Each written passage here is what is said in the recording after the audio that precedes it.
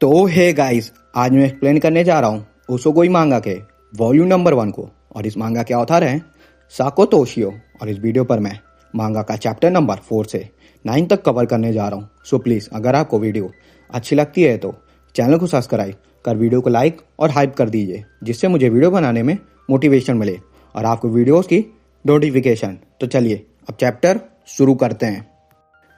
तो चैप्टर की शुरुआत में हम एक आदमी को देखते हैं जो कुछ पैसे लेकर भाग रहा होता है, पर तभी कोई पीछे से आकर इस पर अटैक कर देता है और इससे यह आदमी नीचे गिर जाता है। और यह देख पीछे आया बंदा इसका काम तमाम कर देता है। और तभी सीन कोको नई बिल्डिंग में आता है, जहां एक ओल्ड मैन हमारे बाकू और काजी से पोकर खेल रहा होता है। और पोकर खेलने में ओल्ड मैन या फिर तारो को बहुत मजा आ रहा होता है और इसमें बाकू बोर हो रहा होता है, उसे ज़्यादा कुछ मज़ा नहीं आ रहा होता है।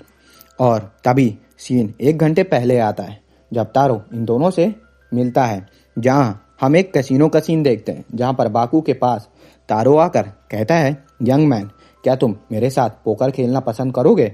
और यह सुन बाकू सीरियस हो जाता है। और फिर सीन प्रेजेंट में कोको नई बिल्डिंग में आ जाता है, जहां बाकू को देख तारो कहते हैं, क्या तुम पोकर से बोर हो रहे हो? तो क्यों ना।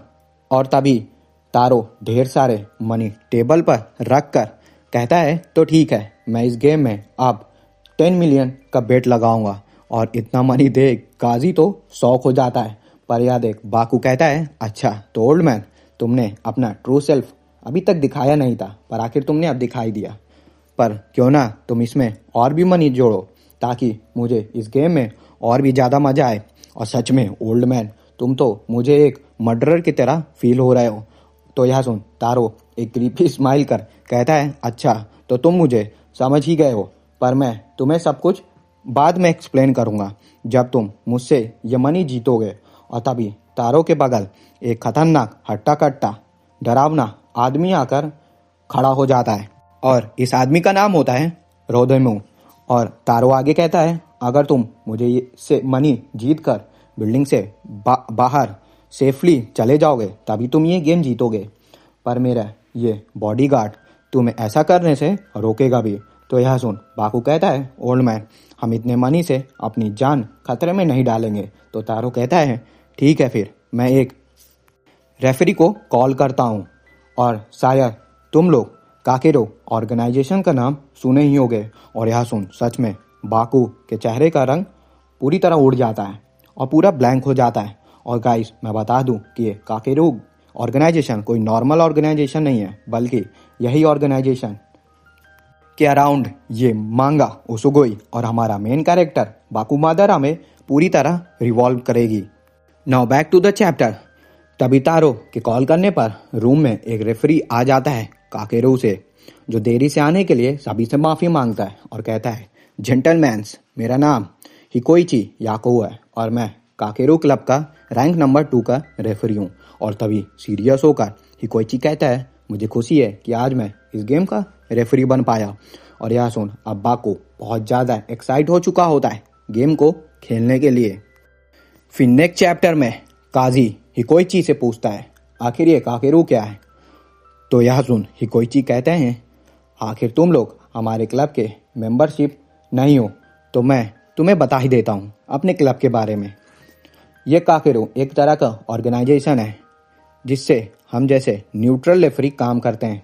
और मैच खत्म होने के बाद जीतने वाले हारने वाले से पैसा लेता है, या फिर और हारने वाले से उसकी लाइफ भी ले सकता है। तो यह सुन काजी बहुत शौक हो जाता है। और फिर आगे हिकोइची अपने क्लब की हिस्ट्री बताना शुरू करता है। 441 साल पहले हमारे क्लब के फाउंडर किरुमा कागेरू, उनका जॉब था कि उन्हें पनिश लोगों को हारने वाले पनिश करते थे, जो हारने पर मनी या फिर जीती हुई चीज नहीं देते थे। पहले तो वो सिर्फ देखकर जज करते थे, पर आगे वो और उनका मेथड धीमे धीमे हर जगह फैलने लगा था और फेमस होने लगा था। और उससे वे सभी से जीते हुए मनी कलेक्ट कर लेते थे। और फिर आगे उन्होंने पावरफुल निंजा को भी अपने काम पर रखा और हारने वाले लोगों से मनी इकट्ठा करने लगे थे।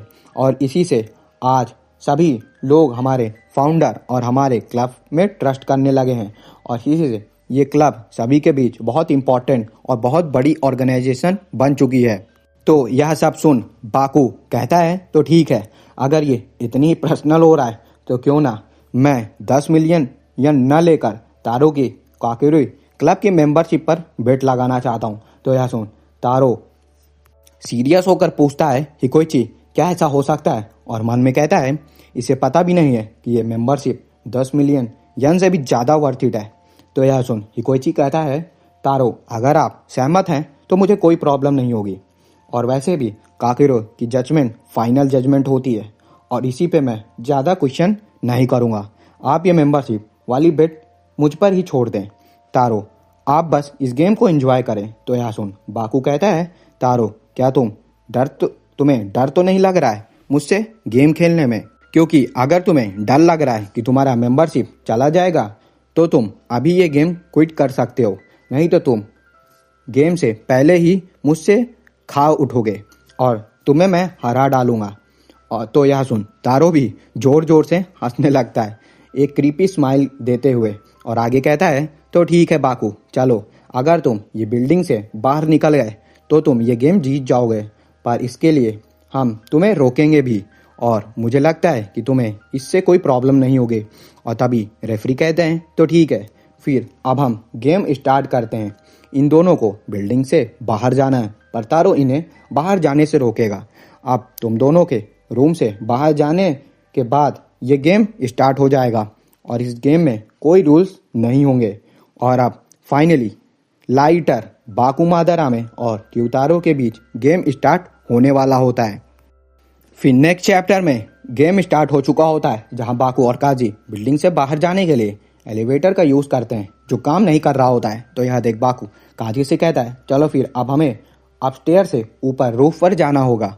और फिर सीन तारो पर आती है जहां याको कहते हैं क्या आप उन दोनों को चेस नहीं करेंगे। तो तारो कहते हैं टेंशन मत लीजिए, मैं ऐसे काम नहीं करता हूँ, पहले मुझे थोड़ा मजा लेने दीजिए। और तभी तारो एक क्रीपी स्माइल कर कहता है मैं नहीं चाहता कि ये गेम मुझे बोरिंग लगे और मैं उन्हें नीचे गिरते हुए सुनना भी चाहता हूँ। और तभी बाकू और काजी अपस्टेयर के पास आ जाते हैं, जहाँ काजी कहता है आखिर हम ऊपर क्यों जा रहे हैं, हमें तो नीचे जाना चाहिए। पर बाकू इन स्टेयर पर लगे ट्रैप को समझ चुका होता है। और तभी आगे हम देखते हैं कि काजी हाँफते हुए बाकू को अपने ऊपर लेकर सीढ़ियों पर भागते हुए छत पर जा रहा होता है और कहता है बाकू आखिर तुम मुझसे यह सब क्या करवा रहे हो। और ऊपर आकर काजी कहता है बाकू क्या हम इससे बाहर नहीं निकल सकते हैं क्या, मुझे ये ओल्ड मैन तारो सही नहीं लग रहा है, आखिर इस ओल्ड मैन को ये गेम खेलना क्यों पसंद है। तो यह सुन बाकू काजी से कहता है तुम टेंशन मत लो, मैं सब कुछ संभाल लूंगा, तुम सारा काम मेरे ऊपर छोड़ दो। और तभी अचानक से बाकू कहता है सीरियस होकर काजी क्या तुम मेरे लिए इस रूप से नीचे कूद सकते हो। और यह सुन काजी की तो फट के चार हो जाती है। और तभी बाद में उस रूप पर एक स्नाइपर आ चुका होता है दोनों को खत्म करने के लिए, और इस स्नाइपर बंदे को तारो ने ही भेजा होता है। और तारो रेफरी से कहता है मैंने गेम से पहले ही नहीं कहा था कि उन दोनों को सिर्फ मैं खुद ही चेज करूंगा, और अब मैं उन्हें सच में हेल्थ दिखाऊंगा। तो यह सुन रेफरी कहते हैं तारो सामा मुझे लगता है कि उन दोनों को रूल्स अब समझ आ चुका है और ऐसा लगता है चलता रहेगा, तो मुझे लगता है कि ये अनफेयर होगा। तो यह सुन तारो गुस्से में कहता है रेफरी तुम ज़्यादा मत बोलो और तुम मेरे इस गेम के बीच में मत आओ, नहीं तो अच्छा नहीं होगा। तो इसके लिए रेफरी माफ़ी मांगता है और तभी धीमे से कहता है तारो तुम सच में ये गेम बहुत जल्द लाइटर से हारने वाले हो। फिर नेक्स्ट चैप्टर में हम देखते हैं कि रूफ पर स्नाइपर के ठीक ऊपर बाकू छिपा होता है और रूफ को खाली देख ये स्नाइपर बंदा हैरान होता है, पर बिना देखे स्नाइपर तुरंत पीछे अपने महसूस कर शूट करता है, पर तब तक बाकू वहां से गायब हो चुका होता है। तो यह देख स्नाइपर कहता है तुम दोनों मुझसे छिप नहीं सकते, तुम दोनों के पास रूफ पर और उसके पीछे ही छुपने का ही जगह है, पर मैं तुम्हें दो चॉइस देता हूँ, या फिर तुम दोनों वहां से ऊपर से कूदकर अलग अलग होकर डोर की तरफ भागो, या फिर एक साथ जाओगे तो एक आगे निकल जाएगा। तो यह सुन बाकू पीछे से कहता है चलो हम आपस में डील कर लेते हैं, मैं तुम्हें मनी दूंगा क्योंकि मेरे पास 10 मिलियन येन है, तो यह सुन स्नाइपर हंसते हुए कहता है, ये चाल तुम्हारी मेरे ऊपर काम नहीं करेगी। पर तभी यह सुन बाकू खुद ही उठकर स्नाइपर की तरफ बढ़ते हुए कहता है, ठीक है स्नाइपर बंदे, मेरे ऊपर एम करो। तो यह देख स्नाइपर कहता है, लगता है तुम बहुत बड़े पागल हो जो खुद ही सामने आ गए हो। पर जैसे स्नाइपर शूट करने को जाता है तभी स्नाइपर के नीचे से 2 हाथ बाहर आकर स्नाइपर बंदे को काजी रूफ के रॉड के अंदर खींच लेता है पकड़कर। तो यह देख स्नाइपर मन में कहता है, ऐसा नहीं हो सकता, मैं इनके प्लान में कैसे फंस गया। और तभी बाकू स्नाइपर के पास आकर उसके सर पर गन एम कर बैठ जाता है और इससे बाकू का प्लान सक्सेस हो चुका होता है और काजी वापस रूफ पर आ जाता है। ओल्ड मैन, अब इस बार मेरी टर्न है तुम्हारे ऊपर अटैक करने का। और यही बात बाकू सीरियस होकर कहता है। और दूसरी तरफ तारो पूछता है, रेफरी क्या हुआ? तो रेफरी कहते हैं, सर वे दोनों आपके भेजे हुए स्नाइपर से जीत गए हैं और आपका यह चाल फेल हो चुका है। वो दोनों उस स्नाइपर को हरा दिए होते हैं। फिर नेक्स्ट चैप्टर में काजी अपने हाथ में गन लेकर कांपते हुए कहते हैं, क्या सच में ये बंदा हमें शूट करने आया था? और तभी आगे काजी नीचे एक आदमी को कार के पास खड़ा देख कहता है, बाकू अगर हम नीचे खड़े याकुजा के ऊपर शूट करेंगे तो वह जरूर हमें मारने के लिए ऊपर आएगा और इससे हम यहाँ से एस्केप कर पाएंगे। पर यह सुन बाकू कहता है, नहीं काजी ऐसा मत करो, ऐसा कभी नहीं होगा। पर काजी सुनता नहीं है और तुरंत गन से नीचे कार पर शूट कर देता है। तो यह देख नीचे खड़ा याकुजा चिल्लाने लगता है इन दोनों पर तभी काकेरू के बंदे उसे कार के अंदर बैठा देते हैं और इनके तरफ देखकर इनका मजाक उड़ाने लगते हैं। तो यह देख काजी शॉक हो जाता है और उसका प्लान खराब हो चुका होता है। तो यह देख बाकू कहता है, काजी मैंने तुमसे कहा था कि ये प्लान कभी नहीं काम करेगा।